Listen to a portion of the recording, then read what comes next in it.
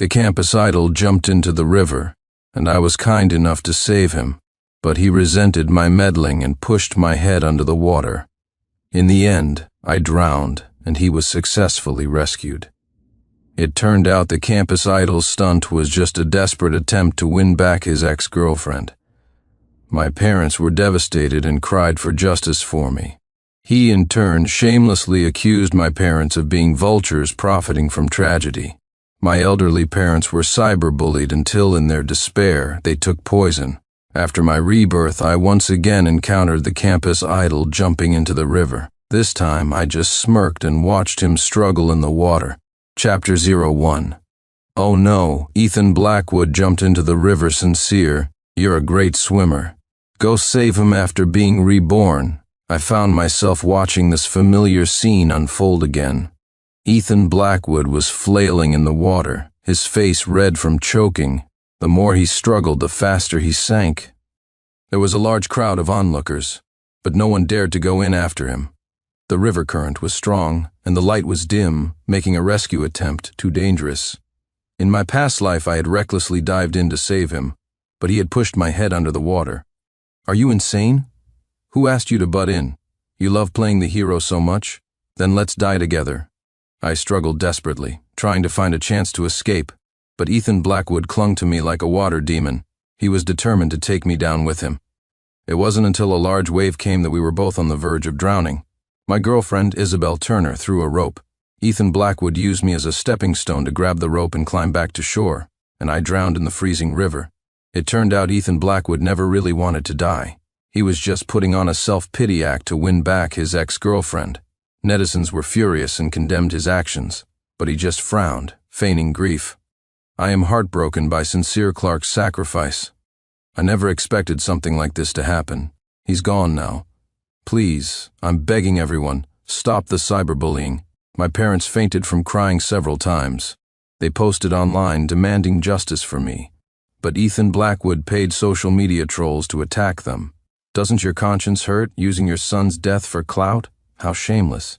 Does profiting from tragedy taste good? I bet all this viral attention is making you a lot of money, huh? My parents, overwhelmed with grief and anger, took poison, and I could only watch as my family was destroyed. I was filled with hatred, regretting that I had saved such a bad seed. I never thought I would get a chance to be reborn. This time, I just smirked and watched him struggle in the water. Chapter 02. Isabel Turner was still nagging me. Go on, save Ethan Blackwood. She was sweating with anxiety and even gave me a shove. Caught off guard, I almost face-planted. Whose girlfriend are you anyway? If you're so worried about him, you go save him. Isabel's face instantly turned beet red. Ethan Blackwood was the campus idol, the heartthrob she could never have. In my past life, when Ethan and I were both in danger, she threw the life-saving rope to him first. After I died, she even defended him. I believe Ethan didn't mean to kill Sincere. It was Sincere's fate. There was nothing anyone could do. Everyone, please be rational and stop bullying an innocent person. I finally saw her for what she truly was. This time around, Isabel was trying to guilt-trip me again. You're a swimming champion. You've even won the city championship. I'm not as good a swimmer as you. It would be dangerous for me to go in.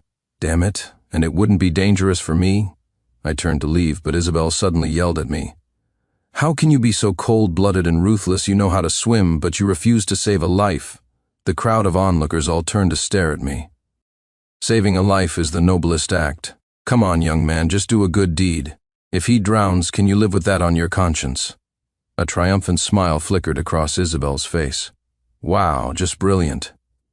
Rallying the crowd to guilt-trip me, was that the plan? I shouted in exasperation. Fine, I'll save him. I walked toward the river with a look of grim determination. However, the next second, I deliberately took a nasty fall. The rocks are slippery. It's perfectly normal for me to slip, right? My knee is injured. It's perfectly normal that I can't save anyone now, right?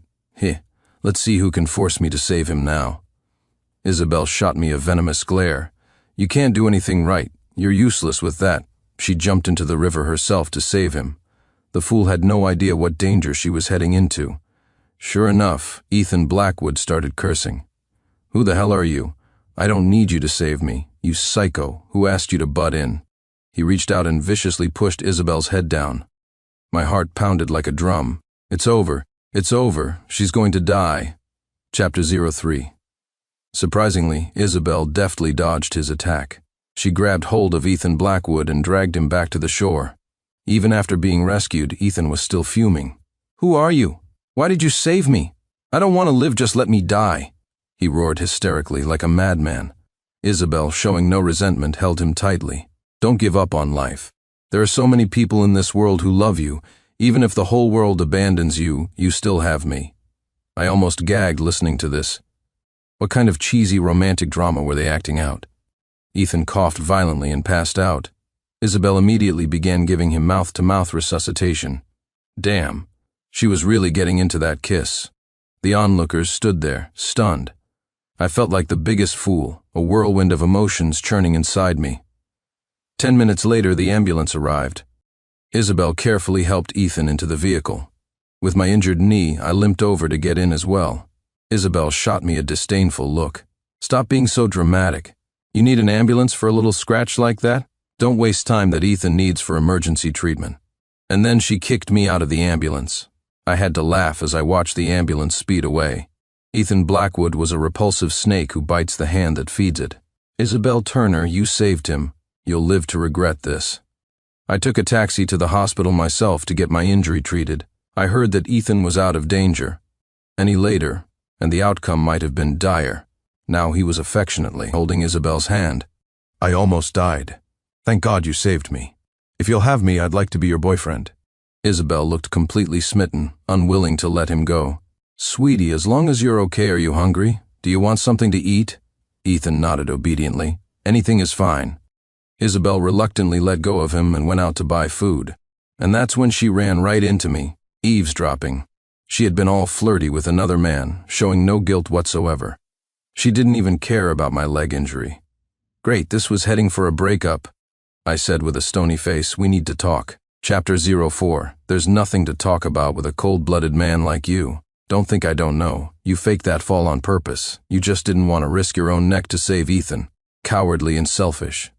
"You're disgusting." Isabel bombarded me with accusations, leaving me stunned.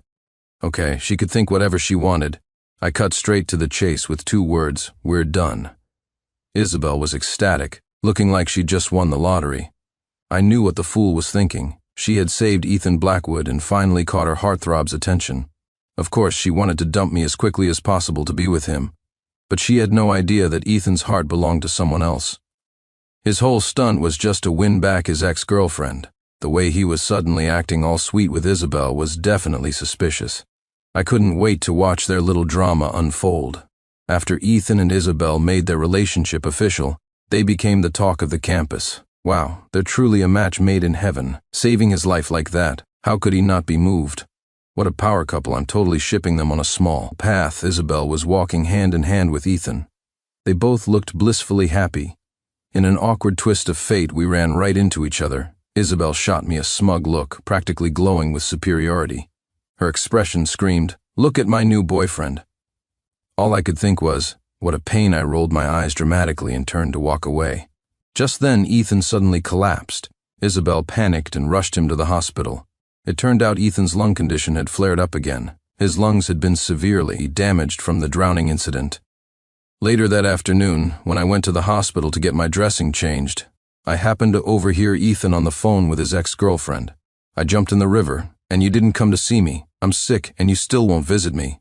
I have a new girlfriend, and you still don't care. Are you really done with me for good?" The person on the other end was silent for a moment, then burst out shouting, "You're so annoying. Can you just stop with the drama? I am never, ever getting back together with you." Ethan's chest heaved with anger. "Fine, don't you regret it?" He slammed his phone on the ground. It all clicked into place for me, and I trembled with excitement.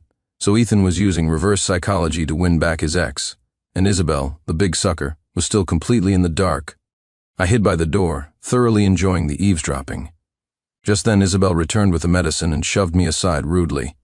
"What are you doing here, haunting us? Are you planning to do something to Ethan?" Chapter 05. I tried to hold back my laughter, I really did, but it was a struggle. "I'm here to witness your happiness. I hope you and Ethan Blackwood have a wonderful life together," Isabel said smugly. "You don't need to tell me that." Mwahahaha. I hope you enjoy being the fool. Ethan's lung condition was quite serious. Isabel was running around, stressed out, trying to raise money for his medical bills. In the end, she actually came to me to borrow money. I wouldn't be asking you if I weren't truly desperate. In my circle of friends, you're the only rich person. Sincere, can you please help me? I tilted my head back haughtily. No, Isabel dropped to her knees with a thud. She looked at me pitifully, tears streaming down her face. Even though we broke up, we can still be friends, right? I'm begging you, for the sake of our 4 years together. My skin crawled, and my head was buzzing. Truly, shameless people know no bounds. Shut up, fine. I'll lend it to you, okay? She quickly wiped her tears and forced a smile. But I'm going to charge interest. The interest rate I proposed left Isabel stunned. Even loan sharks aren't as greedy as you, then go borrow from a loan shark. Why are you bitching to me? Isabel's face turned red with anger and she stormed out, slamming the door. A few days later, I heard she had started pulling all-nighters to paint. She was an art student and usually made money by selling her paintings. She thought she was some kind of genius painter. In reality, no one was willing to buy her art. I used to be the one hiring people to buy her paintings. Now that I've stopped, let's see who's going to buy her work. A few days later, I was having afternoon tea with my best friend, Leo Johnson. Isabel stormed into the cafe in a rage. She picked up a cup of scalding coffee and threw it in my face. Sincere, you a damn jerk or what? Just because we broke up, you have to do this to me. What right do you have to get me blacklisted by the entire industry? Chapter 06. I hissed in pain from the hot coffee. I was both furious and amused, so she thought the reason she couldn't sell her paintings was because I had blacklisted her? My best friend Leo was enraged and stood up for me. Who let this dog in here barking like this? What does it have to do with Sincere if you can't sell your art? All the paintings you sold before were bought by people he hired. Did you really think you were the next Da Vinci? Isabel looked as if she had been struck by lightning, standing there completely stunned for a long time. It was a huge blow, one that would be hard for anyone to accept. Her eyes welled up and she looked like she was about to cry. Why would you do that? To protect your fragile ego, of course. I had silently supported her dream for 4 years. But in the end, all I got in return was her betrayal. Thinking about it now, I was a complete idiot. Instead of being grateful, Isabel lashed out at me. Who needs your charity? I don't care about your self-righteous sacrifices. This ungrateful wretch actually made me laugh. Then give me back the money from all the paintings you sold, and you're going to pay my medical bills for this burn. Isabel looked mortified, grinding her teeth. She was desperate for money. Making her pay it back was like asking for her life. Leo grabbed her wrist, looking like he was ready to tear her apart. Pay up or I'm calling the cops. Under Leo's relentless pressure, she paid for the medical bills and fled. She was lucky she ran fast. Otherwise, I would have sued her for everything she was worth. Leo felt sorry for me and introduced me to a beautiful girl from campus. This girl, Victoria Ainsworth, was much gentler and cuter than Isabel. She was also smarter and came from a wealthier family. On top of that, she was a famous painter. A few days later, I went to an art exhibition with my new girlfriend, and there we ran into Isabel trying to hawk her paintings. Isabel was getting rejected left and right, even getting into heated arguments. What is this supposed to be? Exactly, it doesn't look like a chicken or a duck. What do you people know? This is art, a bunch of blind fools. Right, it's always everyone else who doesn't appreciate her. The truth was, her paintings really weren't that good. Only the old me was willing to praise her skills so ridiculously. Isabel tried for a long time but didn't sell a single painting. Her disappointment was palpable. Victoria and I were walking hand in hand when we bumped into her. Isabel saw me and shot me a dirty look. Well, you rebounded pretty quickly. Chapter 07. Victoria, holding my arm, let out a cold laugh. So you're Sincere's ex-girlfriend? Sincere used to have such terrible taste. That really got to Isabel. Who do you think you are, talking to me like that? You're probably just with him for his money too. Victoria casually pointed to a piece in the exhibition. See that? That's my work. This whole exhibition, I organized it. Do I look like I need to cling to a man for money? When Isabel saw the signature on the painting, her expression was priceless. Because Victoria Ainsworth was her idol, the painter she admired most. She had once vowed to become the next Victoria Ainsworth in the art world. And now, meeting her idol was this embarrassing. Ha ha ha, that was a satisfying takedown. Victoria wrapped her arm tighter around my shoulders, looking very affectionate. "Not only do you know nothing about art," she said, "you also know nothing about men. You're completely blind." Isabel was scolded like a schoolgirl. She wanted to retort but couldn't find the words, so she grabbed her pathetic paintings and fled in humiliation. But this was only the beginning of her nightmare. To pay for Ethan's medical bills, Isabel started doing portrait sketches on the street. When I saw her, she was being yelled at by a customer. "What is this garbage you've drawn? Am I that fat? Can't you draw properly?" "No, ma'am, I already tried to make you look better." "Is that a person or a pig? What are you trying to say?" The large woman was so angry she smashed Isabel's stall. They got into a huge fight, attracting the city officers. Isabel tried to play the victim, but the officer just gave her a warning. "No street vending allowed here. That'll be a $500 fine." She didn't earn a single cent from her stall and ended up having to pay a fine. Even so, she gritted her teeth and carried on. I'd call her the biggest simp in history. She had no idea that Ethan was squandering her hard-earned money. This pure and innocent campus idol was out clubbing every night. His friends were all a bunch of delinquents. "Ethan, are you still dating that Isabel girl?" "Yeah, still am. She actually thinks I like her." Ethan smoked a cigarette with practiced ease. No coughing, no signs of discomfort. He didn't look like someone with a lung disease at all. Ethan took a drag and sneered. "That massive simp is nothing but my personal ATM. Does she really think I'd ever be interested in her?" His friends all praised him, calling him a genius. I pulled out my phone wanting to record the scene. I wanted Isabel to see her prince for who he really was. But on second thought, that wasn't enough. Those two scumbags got me killed in my past life. I couldn't let them off so easily. I wanted Isabel to witness the truth with her own eyes. Chapter 08. Half a month had passed, and Isabel still hadn't raised enough money for the medical bills. I had a friend give her a terrible idea. Working as a hostess at a nightclub could earn her more money. The fool still wanted to save herself for Ethan. But my friend told her she could just be a companion for drinks, no funny business. Isabel gritted her teeth and agreed. On her first night of work, she landed a big client. She thought her luck had finally turned, but when she pushed open the door, she saw a familiar face. Ethan was surrounded by a crowd of hostesses. Isabel's eyes widened, staring straight at him. The man who was supposed to be in the hospital was here, in a nightclub. Ethan looked away in a panic. Isabel advanced on him, step by step, her eyes looking like they were about to bleed. "You're using my money to pay for other girls? You have the nerve to say that? You're working as a hostess?" Ethan stood up, turning the tables on her. Isabel's shoulders trembled with rage. "You know exactly why I'm working as a hostess. How could you betray me like this?" Watching the live feed from the security camera, I couldn't help but laugh out loud. This is the fate every simp deserves. Ethan, wincing as she gripped his arm, violently shook her off. "Well, you shouldn't have gone behind my back to become a hostess. Neither of us has the right to judge the other with that." He tried to flee the scene. Isabel chased after him, grabbing him and refusing to let go. "Were you just using me as a sucker? How did I never see what a jerk you are before?" Give me a reasonable explanation. The people around them were too scared to say anything, let alone intervene. Ethan's eyes rolled back in his head, and he collapsed. This trick of faking illness never failed him. Isabel was terrified and immediately rushed him to the hospital.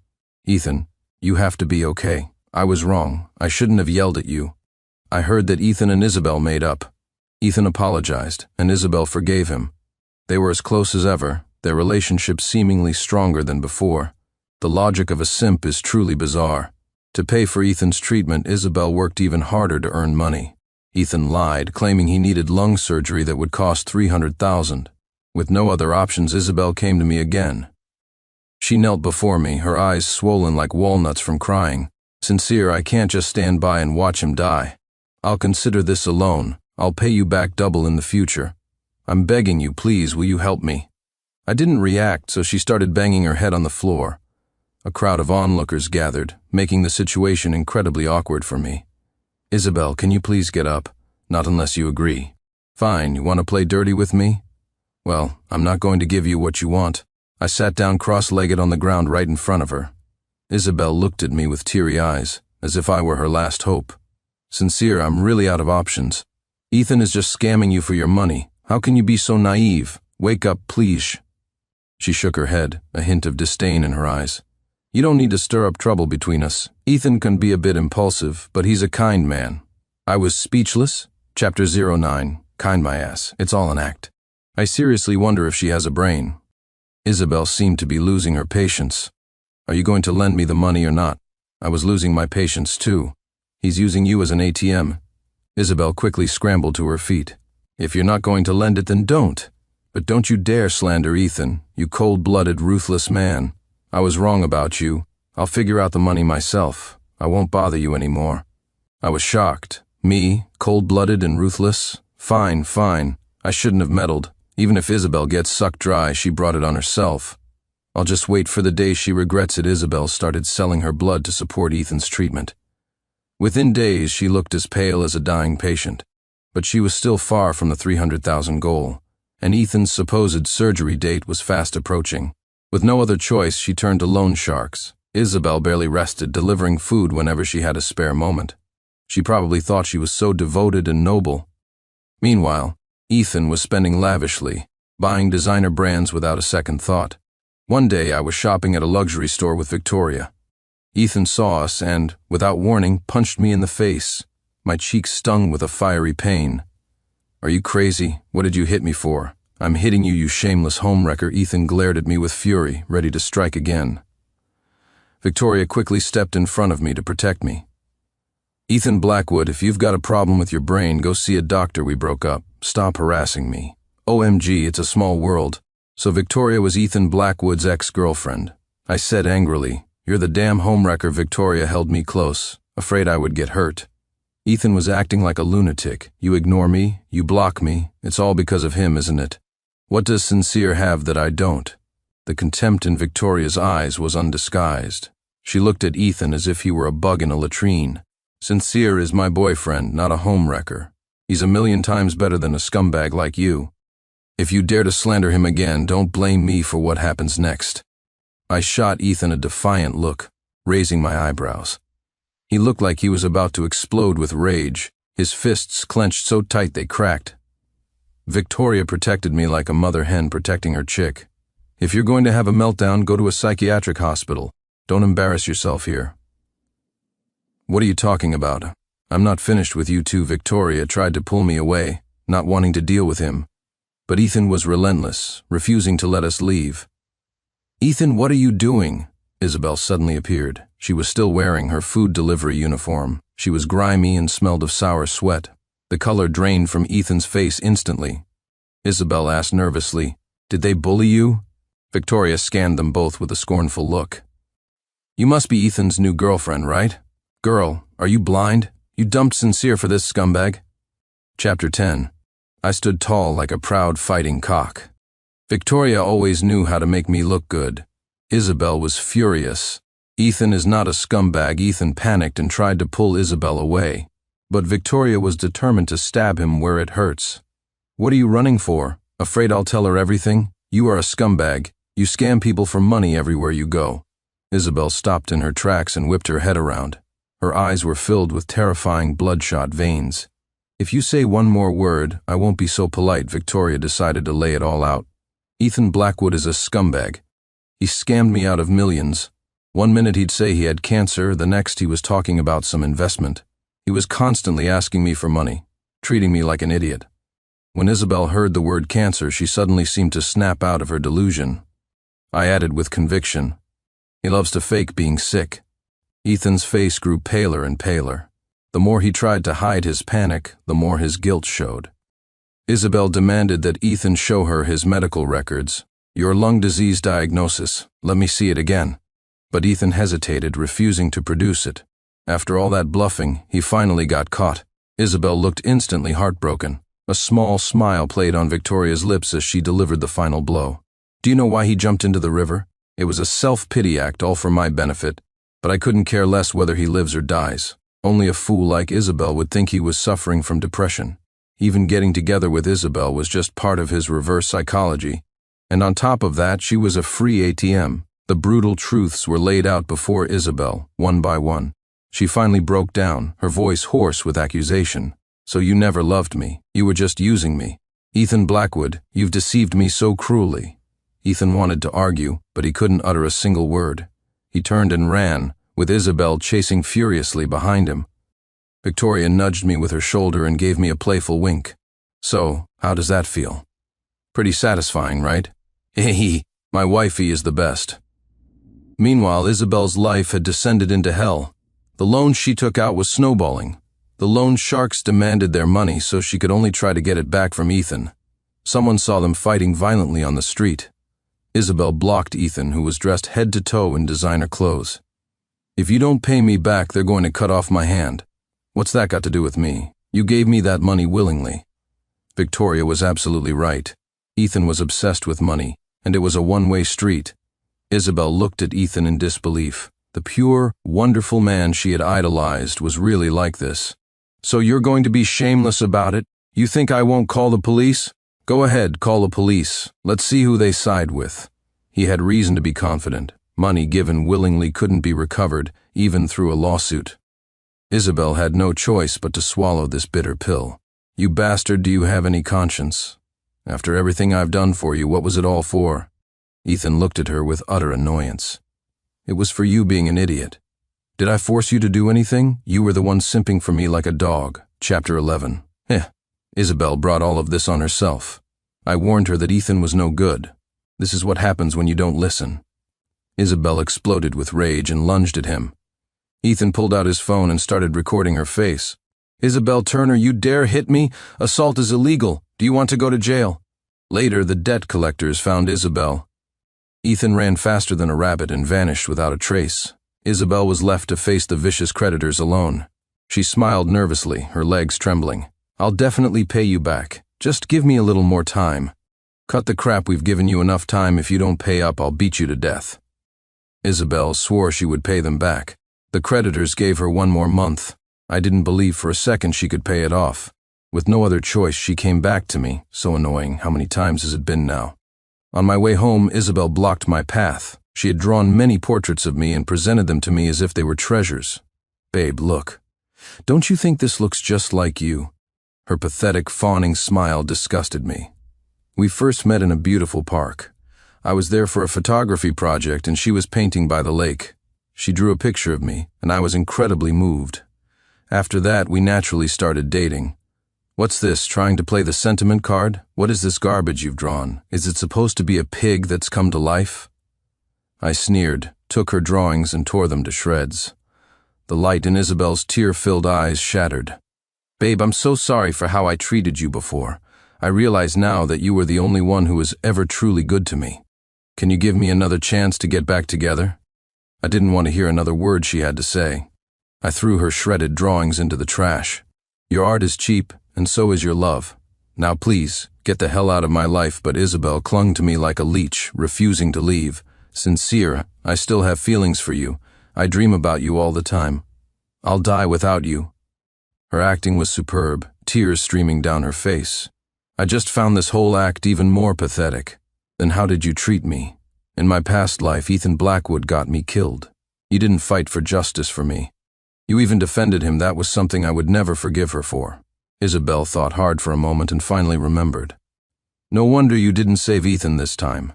And I mistakenly thought you were being cold-blooded and ruthless. I looked at Isabel with utter disgust.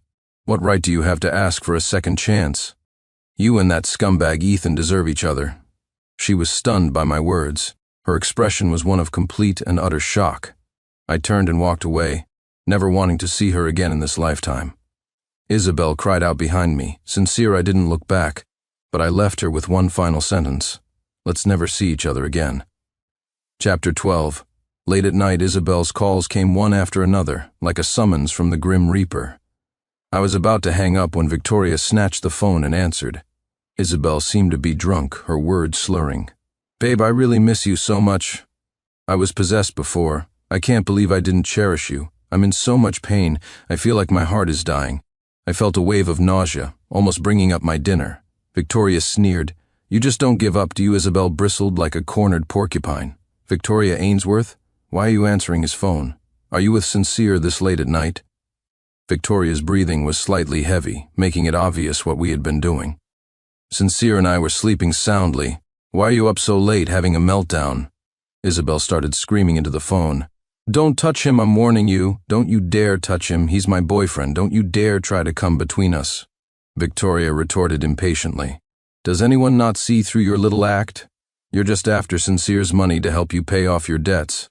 You're a truly pathetic human being. Isabel, ever stubborn, was still trying to argue. Shut up, I really do still have feelings for him. Put him on the phone. I want to talk to him. I snatched the phone and yelled, Are you insane? We're broken up. If you call and harass me again, I'm calling the police. She was silent for a moment, then broke down into painful sobs.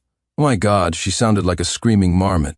My eardrums were about to burst, so I hung up the phone and blocked her number. Victoria pinched me hard. Ah, what was that for?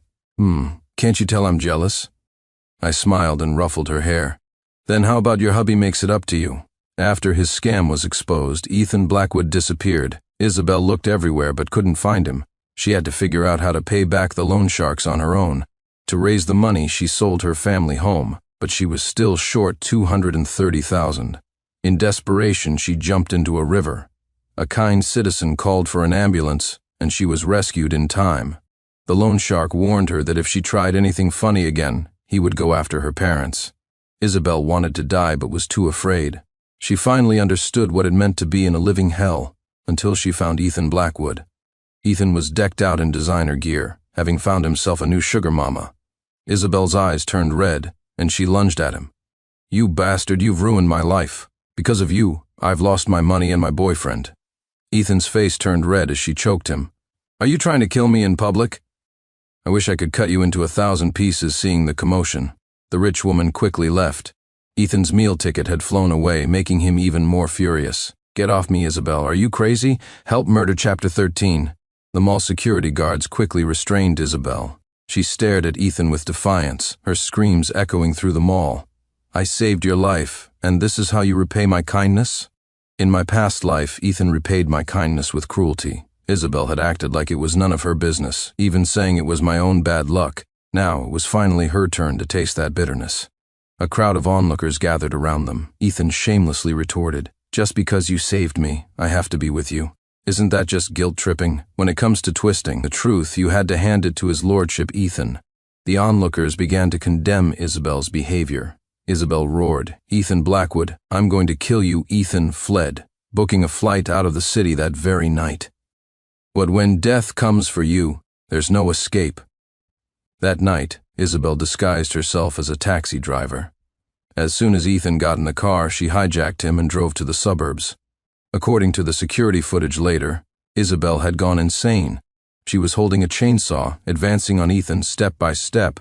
With no way to escape, Ethan could only beg for his life.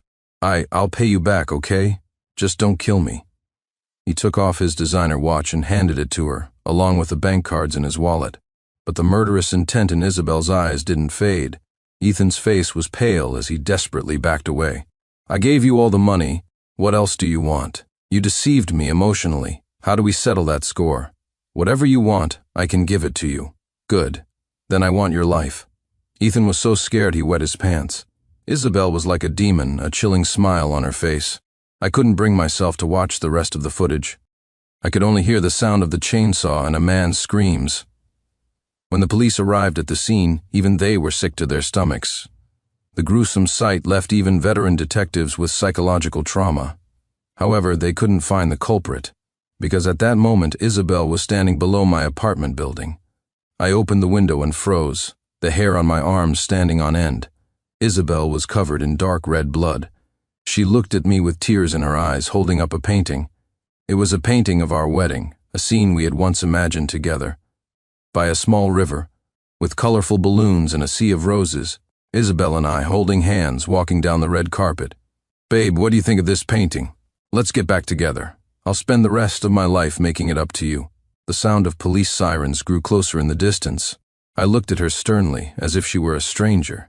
You're not going to have a rest of your life. Next time, try not to be such a terrible person. In that instant, all hope drained from Isabel's face. She stood motionless. When the police took her away, she was unusually calm. Before getting into the police car, she turned to look at me one last time. I thought I saw a deep, painful regret in her eyes, but regret was useless. She had brought all of this upon herself, and this ending was a fitting one for her. Later, Isabel Turner was found guilty of intentional homicide and sentenced to death. Initially, she was diagnosed with a mental illness. If she had appealed, she might have escaped the death penalty, but it seemed she had lost the will to live and did not appeal. As for Ethan Blackwood's gruesome death, even his parents refused to claim his body. The elderly couple said they had no son with such a depraved character. All the ugliness was finally over. The following spring, Victoria and I got married. The scene was just as I had once imagined it, by a small river with colorful balloons and a sea of roses. Victoria, in her wedding dress, had a smile warmer than the sun. Victoria and I held hands and walked down the red carpet, and from then on, we lived a life of blissful happiness. The end.